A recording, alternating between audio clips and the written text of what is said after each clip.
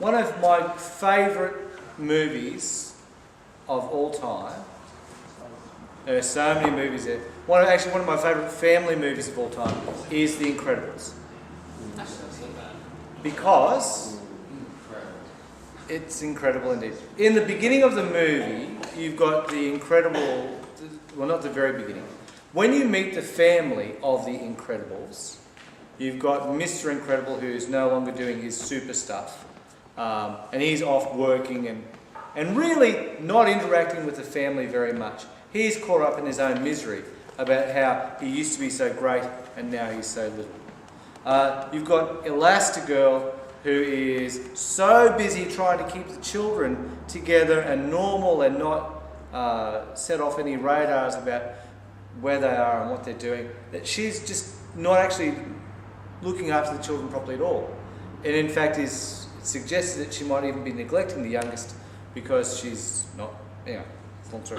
Then you've got, because she didn't really look after him and play Mozart for him, because that makes him smart. If you ever get your hands on the DVD, watch Jack Jack Attacks. That's brilliant. Pixar, I want my cut. You've got Dash and Violet, who are at odds with each other, and the whole family is dysfunctional. No one really knows what's going on with anyone else. By the end of the movie, they work as a team. They are all together, and you see the family against the world. Well, not the world, but just the bad guys. And they work as a team. Mr. Incredible throws the remote. Not Jack, he's not in it yet. Dash catches it. Violet helps him out. Like this, as a team, they come together, they work together, they do a really good job together. I really like it because, as a family, I want my kids to feel superpowers. I love for them to have superpowers. That would be awesome. But I really want them to see the whole team membership, team sport, team thing. And since we're not really sporty, to say the least, Incredibles is good. But I like it for church as well. Because in church, we can be individuals. We can be, I'm over here doing my thing, and I'm not really paying attention to anyone else. And that's bad. Church is not meant for people to be individuals on their own, separated from everyone else. Church is meant to be a body. A body works together. A body comes together and serves one another. And that's why we had 1 Corinthians 12 read. You see, as a body, as a church, we serve each other. We work together. We are a team. If one of us fails, not counting silly competitions, if one of us fails, then we all fail. If one of us sins, then we're all affected. And if one of us succeeds gloriously, then we all do. If one of us is able to avoid sin and temptation and continue persevering, then that is something that we've all done together by the grace of God, because we are one. Now, last week I said that coming to church was a great encouragement for us all, so you should all come to church. Well done. You've made it back. We've heard that church is where God gathers his people and that he gathers them around his Son by his Spirit through his Word. We encourage one another to each week as we gather together and hear the Word read and explained. And tonight I want to talk about how that encouragement takes place. What do we do? And as we read through 1 Corinthians 12, did you pick up the nature of church? Verses 7 to 11 show there is a massive variety of gifts of the Spirit. So to one, a message of wisdom, to another tongues, to another miracles, another faith, healing, and so forth.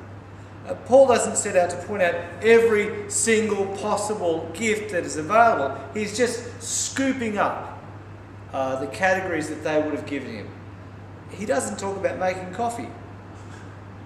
That's a really important gift, I think. But we'll talk about that later.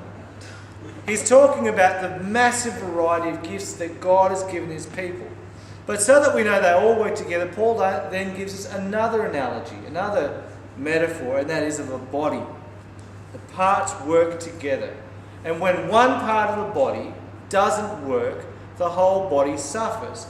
So, for example, today, Rob had his nose start bleeding again. He stayed out of church and stayed at the back because he didn't want to have blood pouring. I mean, we've got red carpet, that's nice. But he didn't want to have blood pouring all over. So his nose, not functioning properly, kept him out. As a parent of someone who's got diabetes, I know that the pancreas, you don't normally think about what it does. But when it doesn't work properly, you're in serious trouble and you can die.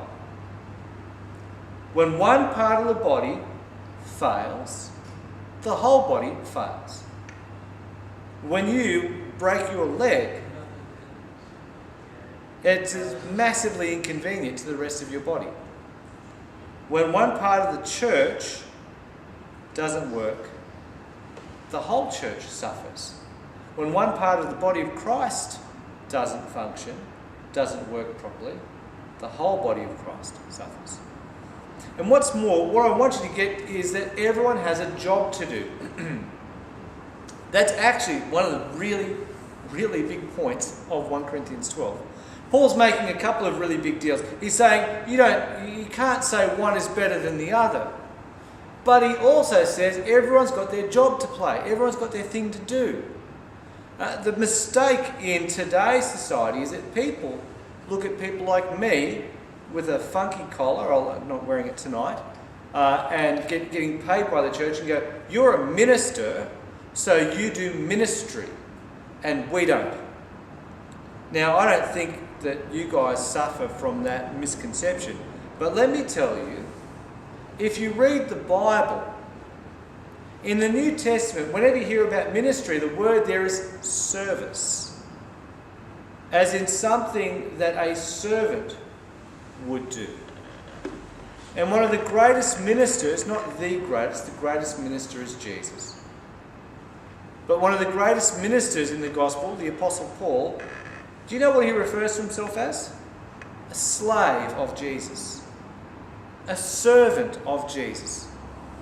Now, if it's not clear, anyone can serve. Anyone can be a slave. That's easy. You just need to find someone who's willing to buy you. That may be the difficult part. And in the passage we've had read, it's clear that there are lots of different parts of the body and lots of different jobs to do. Now, Paul wrote in the 1st century, and we are here in the 21st century. So I'm going to fill in a few spaces. Okay. Firstly, when I talk about the church, I don't just mean the 6 p.m. service at St. Peter's Hornsby. There are 2 or 3 other services that meet here. I mean, you can count them, there's at least 4. I won't go through them right now. We can serve those groups of people, those parts of the body. Then there is the wider Anglican Church, and we can serve the wider Anglican Church and sitting on boards and committees. We can serve the wider Christian Church. We as a group and as individuals can and may play a part in all of those other spheres. In the first instance, though, I wanted you to think about the group of people around you tonight. How can you serve them? Well, the first and most obvious way is to be here. I say that a few times. I'll probably say it a few times more. It's a great encouragement to see your smiling faces or your grumpy faces. You know, smiling's preferable. It's also being obedient to God. The second thing you can do is to encourage one another. Being here is an encouragement. But when you arrive, you can encourage one another. Now, what does that look like? Well, it's a mistake. What does that look like?